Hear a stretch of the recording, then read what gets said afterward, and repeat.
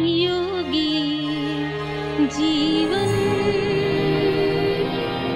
जी कर देखो,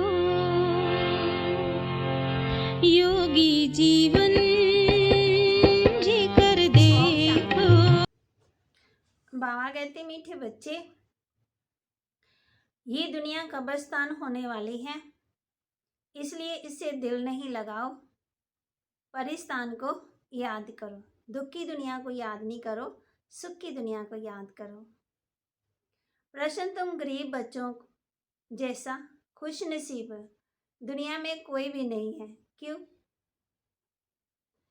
क्योंकि तुम गरीब बच्चे ही डायरेक्ट उस बाप के बने हो जिससे सदगति का वर्षा मिलता गरीब बच्चे ही पढ़ते हैं। शाहूकार यदि थोड़ा पढ़ेंगे भी तो उन्हें बाप की याद मुश्किल में रहेगी। तुम्हें तो अंत में बाप के सिवाय और कुछ भी याद नहीं आएगा, इसलिए तुम सबसे खुश नसीब हो। गीत दिल का सहारा टूट ना जाए, कोई लुटेरा लूट ना जाए। पहले ये जमाना परिस्तान था। बाबा कहते ये जमाना पहले सुख का था, फिर दुख का हो गया, अब पुराना हो गया। अभी तुम बेहद के बाप से बेहद का सुख का वर्षा ले रहे हो, सो भी कलब पहले माफिक। तुम बच्चों की बुद्धि में हर कदम रहना चाहिए कि यही है मनमना भाव। बापूजी भी चाहते थे ना, नई दुनिया राम राज्य हो, परिस्तान हो। अब बाप बच्चों को कहते हैं एक तो शांति धाम को याद करो। अभी तुम पुरुषार्थ कर रहे हो सुख धाम में जाने वाया शांति धाम।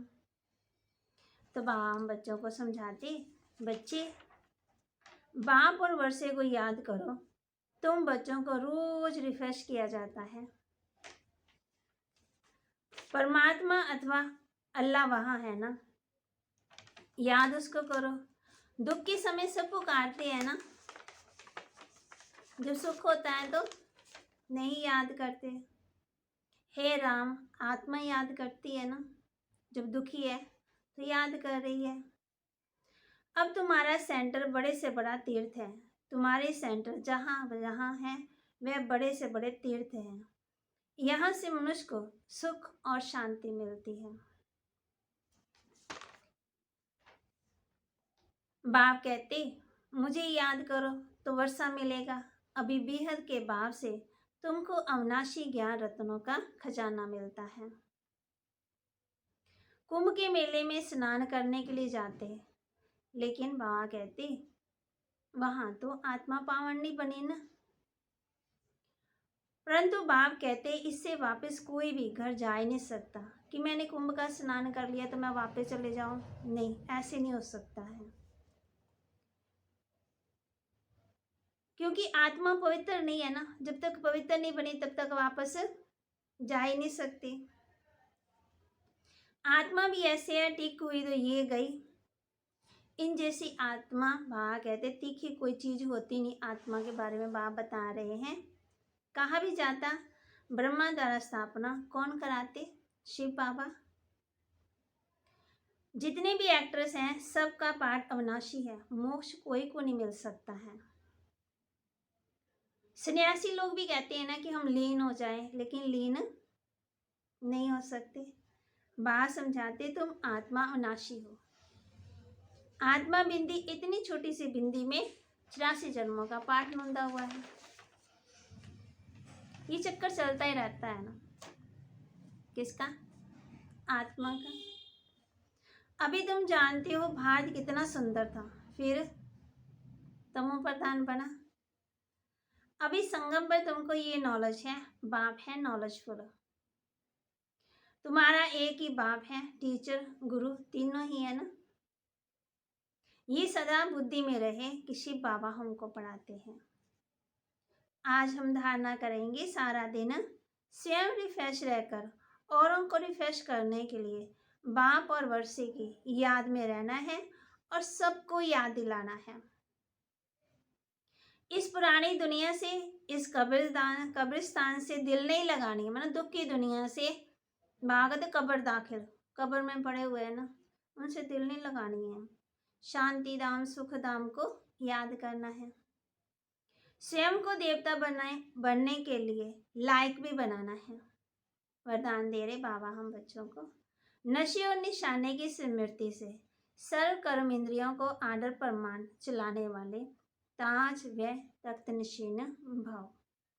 नशे और निशाने की स्मृति से सर्व कर्म इंद्रियों को आदर प्रमाण चलाने वाले राज व तख्त नशीन भाव।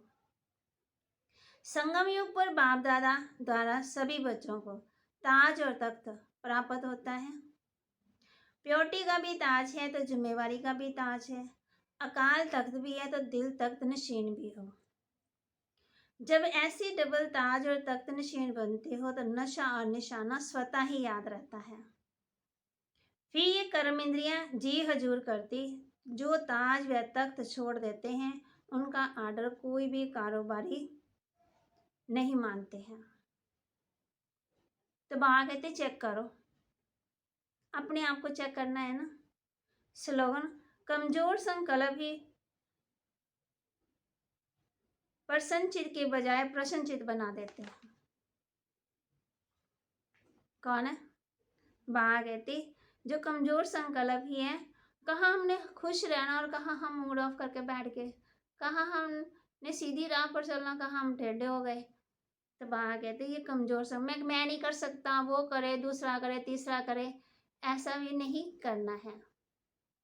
कमजोर संकल्प लाने ही नहीं है ना। बाबा कहते अपने अंदर कमजोर संकल्प नहीं लाने हैं। बाप शक्तिशाली है तो हम बच्चे भी उनके शक्तिशाली है ना। तो कमजोर संकल्प नहीं करने हैं। क्यों क्या में नहीं जाना है। ओम शांति।